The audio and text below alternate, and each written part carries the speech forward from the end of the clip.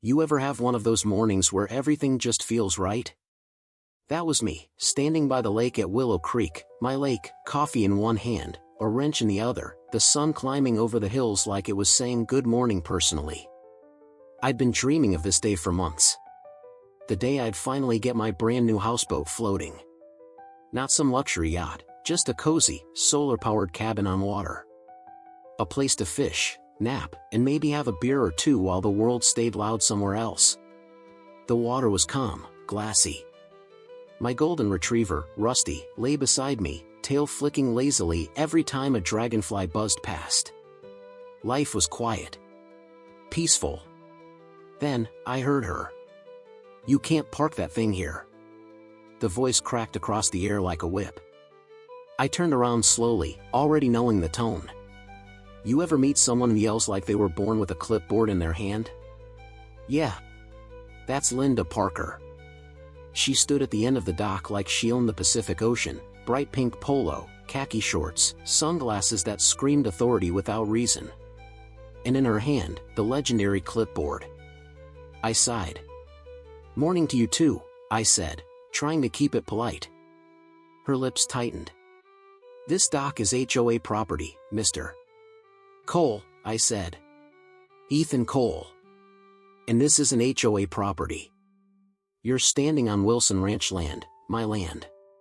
She gave me that fake smile that people use when they think they're talking to a child. "No, sweetie. The HOA manages this lake. You can't just put your boathouse here. It violates community guidelines." I raised an eyebrow. "Community guidelines?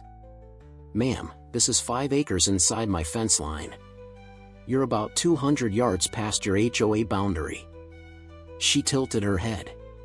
"That's not what our maps say." Of course not, I thought. HOA maps, written in crayon, apparently. I pointed to a wooden post by the road. The words "private property, Cole Ranch" were carved into it, faded but clear. Linda didn't even look. She just waved her clipboard like it was a badge. "Move the boat, or I'll have to call the police." Now, I'm not a man who enjoys drama. But there's something about someone walking onto your property, telling you what to do, that flips a switch. I took a slow sip of coffee. "Well, ma'am, you do what you think you need to. But that boat's staying right there." She gasped like I'd insulted her ancestors. "This is unacceptable. You're trespassing on HOA water." HOA water. That one almost made me laugh out loud. Rusty barked once, as if to agree. Linda spun on her heel and started dialing her phone, muttering something about law enforcement and violations. I just kept working, pretending not to care, but inside I could already feel that tight coil of irritation winding up. Because people like her, they don't stop. They escalate. 5 minutes later, I heard sirens. You have to understand, out here in the countryside, sirens are rare. So when I saw not one, but 2 patrol cars pull up on the dirt road, I almost choked on my coffee. Linda strutted over to them like a queen returning to her castle. She pointed straight at me. "That man is invading HOA property with his boat." The 2 officers looked at each other, then at me, standing barefoot on the dock with a wrench and a confused dog. One of them, a tall guy with a kind face, stepped forward. "Sir, do you live here?" "Sure do," I said. "Born and raised on this land. My granddad bought it before half these houses even existed." Linda snorted. "That's a lie. The HOA's jurisdiction includes this lake and all connecting waterways. It's clearly marked."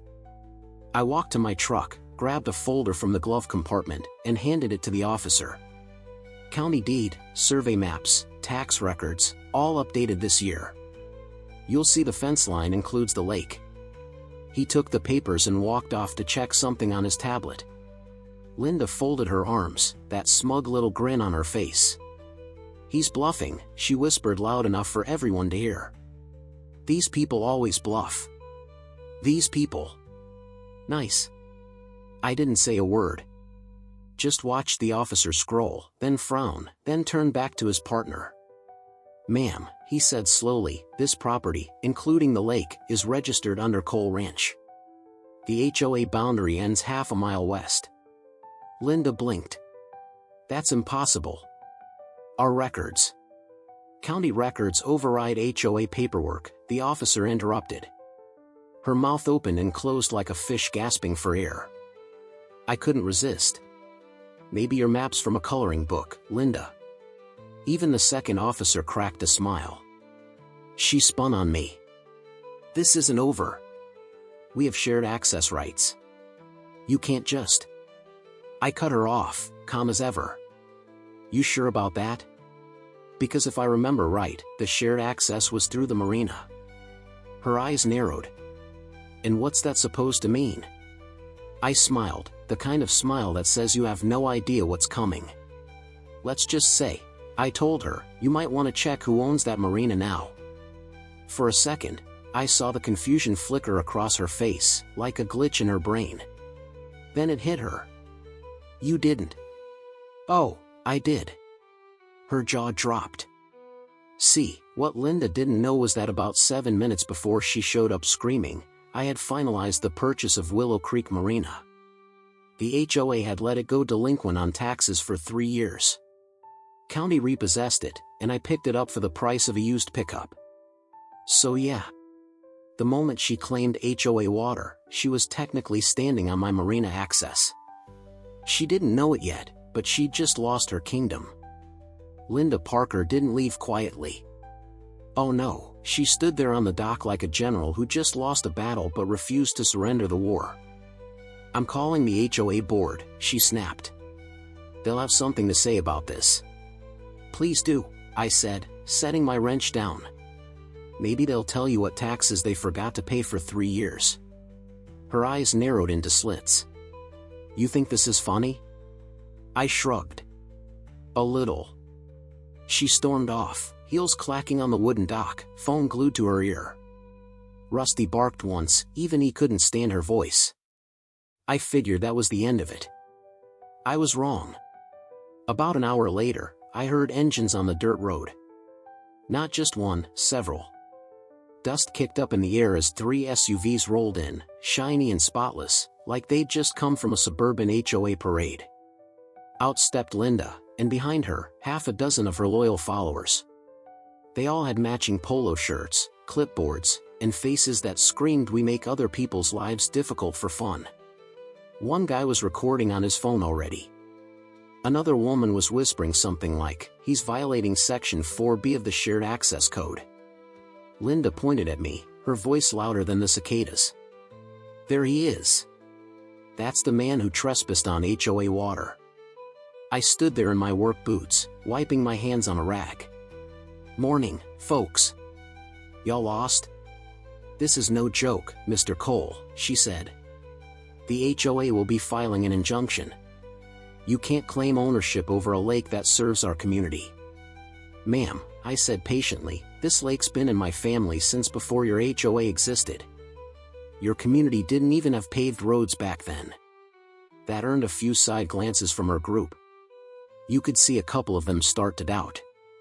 Linda, of course, doubled down. We'll see what the county says. We've already filed complaints. Right on cue, 2 of the same police officers from earlier pulled up again. I almost laughed. The taller officer sighed the moment he saw Linda. We're doing this again?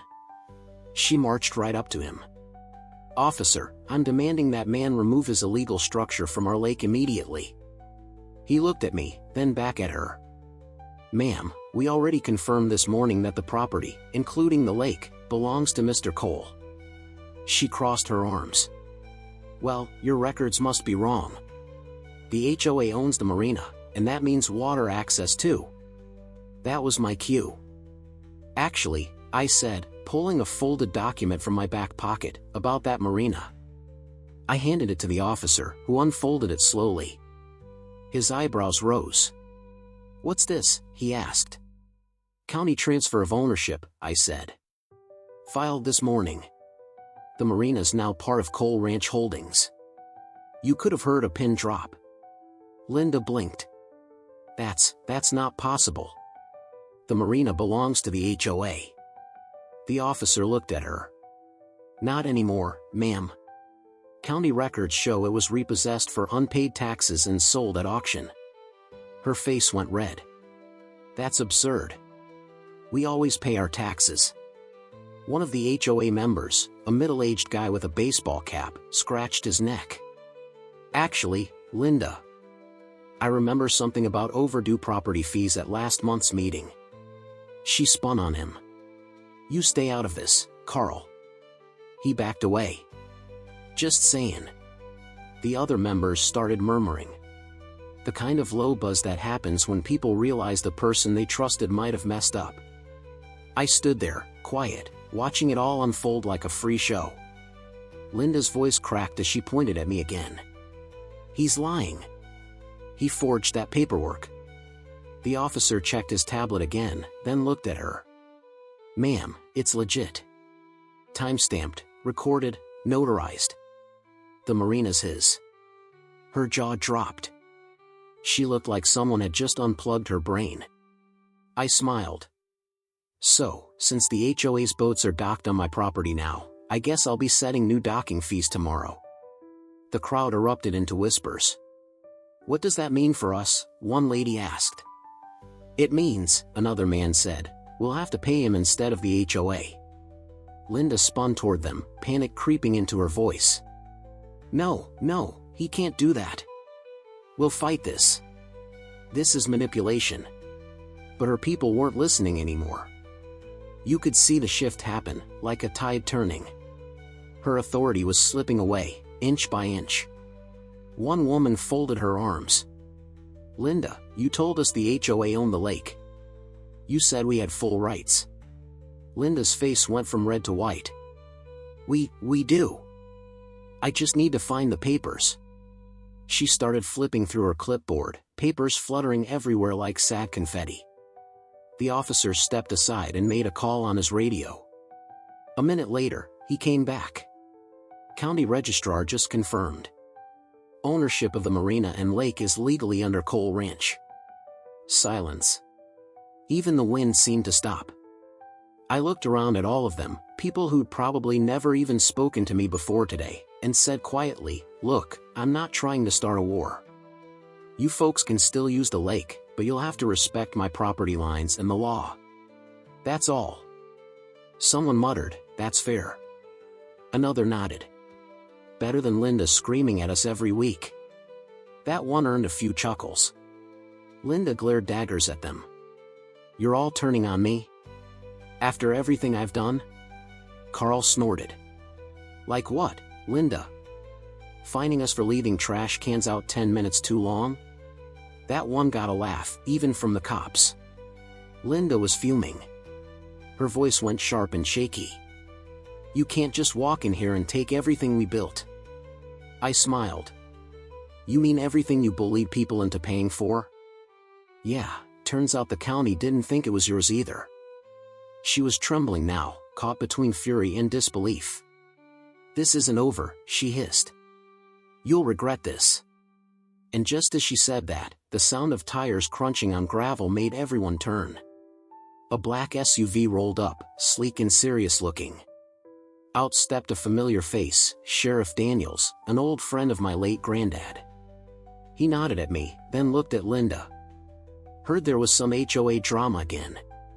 Linda rushed toward him like he was her savior. Sheriff, thank God you're here. This man is breaking HOA rules and claiming property that isn't his. Daniels raised a hand. Ma'am, slow down. I already checked the county database before I came. The lake, dock, and marina are all registered to Cole Ranch. Her voice cracked. That can't be true. Oh, it's true, he said calmly. And technically, since the HOA's boats are still docked there, you're trespassing right now. The HOA members stepped back instinctively, leaving Linda standing alone on the dock, her clipboard shaking. Daniels gave her a look, that kind of look older lawmen have, the one that says don't make this worse. She opened her mouth to argue, but nothing came out. And for the first time since she arrived, Linda Parker, queen of the HOA, was completely silent. For a long second, nobody moved. The lake was so still that I could hear the soft hum of dragonflies above the water. Even Rusty stopped wagging his tail. Linda stood frozen, her knuckles white around that poor clipboard. She looked like she'd just realized the kingdom she'd built out of HOA rules and fines was made of paper, and it was burning down. Sheriff Daniels adjusted his hat. "Linda, you might want to take a step back and cool off.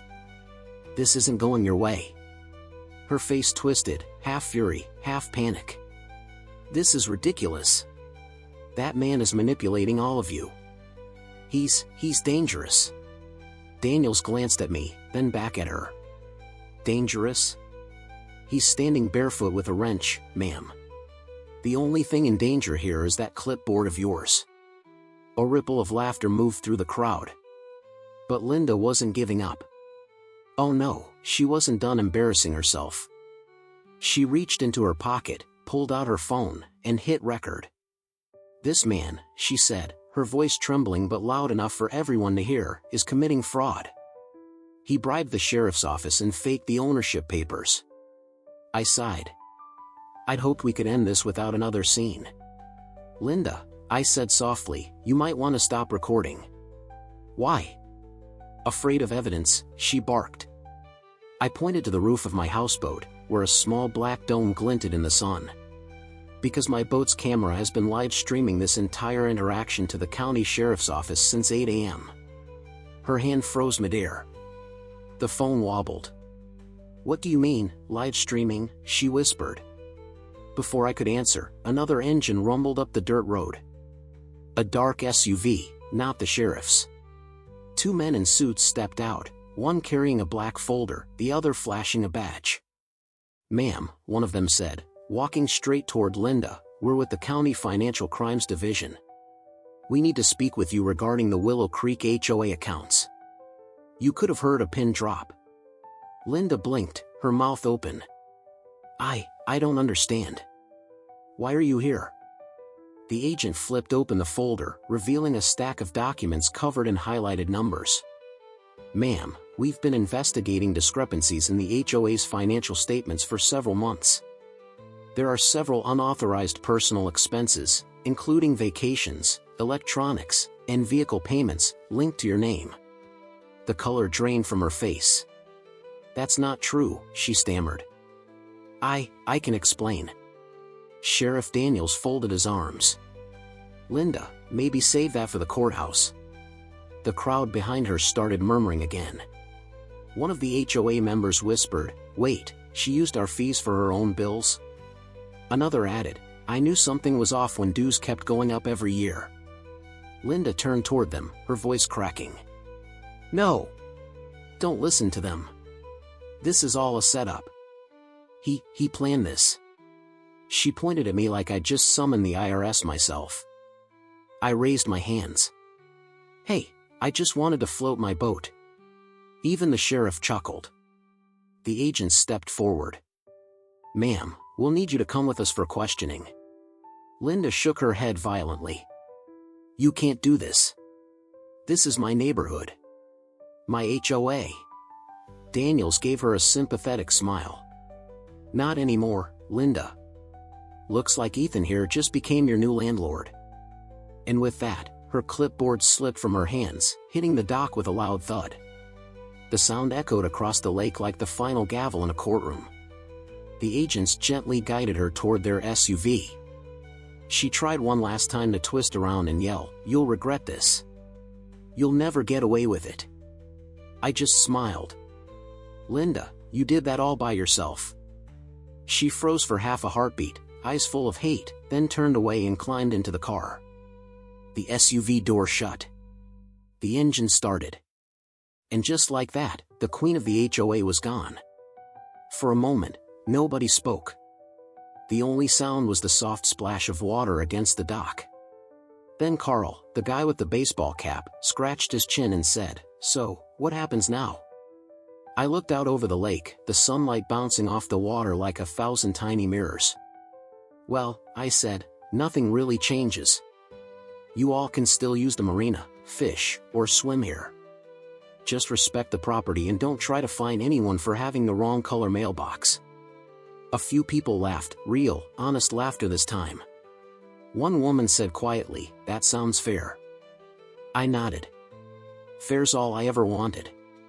The sheriff clapped me on the shoulder. "Your granddad would be proud, Ethan. He always said you had his backbone." That made me smile. "Yeah. He used to tell me something about this place, said land doesn't make you powerful. It's how you treat people on it that does." Daniels nodded slowly. Wise man. He headed back to his truck, and soon the crowd began to disperse, HOA members shuffling off, still talking in low voices, probably wondering what would happen to their fees and leadership now that their queen bee had been dethroned. As they left, the air felt lighter. Like the weight of years of petty rules, fines, and power trips had just lifted off the whole lake. Rusty trotted over and sat beside me, tail thumping on the wooden planks. I knelt down, scratched behind his ears, and looked out at the water. It shimmered, calm, peaceful, and finally mine again. For the first time all day, I felt like I could breathe. I thought about my granddad, how he used to sit here every morning with his old fishing hat, muttering about how someday someone would try to claim what wasn't theirs. "Don't fight them with anger," he used to say. "Fight them with facts, and a good lawyer." Guess he wasn't wrong. The sun was starting to set, painting the hills in gold and orange. The same hills that had been here before any HOA, before Linda Parker and her clipboard army. I watched as the water rippled gently under the houseboat, the reflection of the sky dancing on its surface. Rusty let out a little groan and flopped onto his side. "Yeah, buddy," I said softly. "It's finally quiet again." My phone buzzed. A text from Sheriff Daniels, "County's freezing the HOA accounts. Looks like you saved more than just your lake today." I chuckled, shaking my head. Saved the lake, exposed corruption, and maybe, just maybe, gave the rest of the neighborhood a chance to breathe again. That's not a bad day's work. I walked up to the dock, untied the boat rope, and stepped aboard. The gentle sway felt good, steady, earned. As I leaned against the railing, watching the last light fade over Willow Creek, I couldn't help but smile. Linda Parker had spent years barking orders, threatening people with fines, acting like she ruled this place. But in the end, all it took to bring her down was a few unpaid taxes, one auction notice, and the truth. Funny thing about people like her, they think control is power. But real power is peace. And for the first time in a long while, Willow Creek was peaceful again. Rusty barked once, as if agreeing with my thoughts. I took a deep breath, the air warm and clean, and whispered to myself, "Guess the lake's finally in good hands." The camera on my boat blinked, still recording. I reached over and clicked it off. "All right," I said to Rusty. "Let's call it a day." The sun dipped below the hills, the last light fading into gold over calm water. And just like that, the chaos, the shouting, the drama, it was gone. All that remained was the soft sound of waves, a quiet ranch, and the kind of peace you can't buy.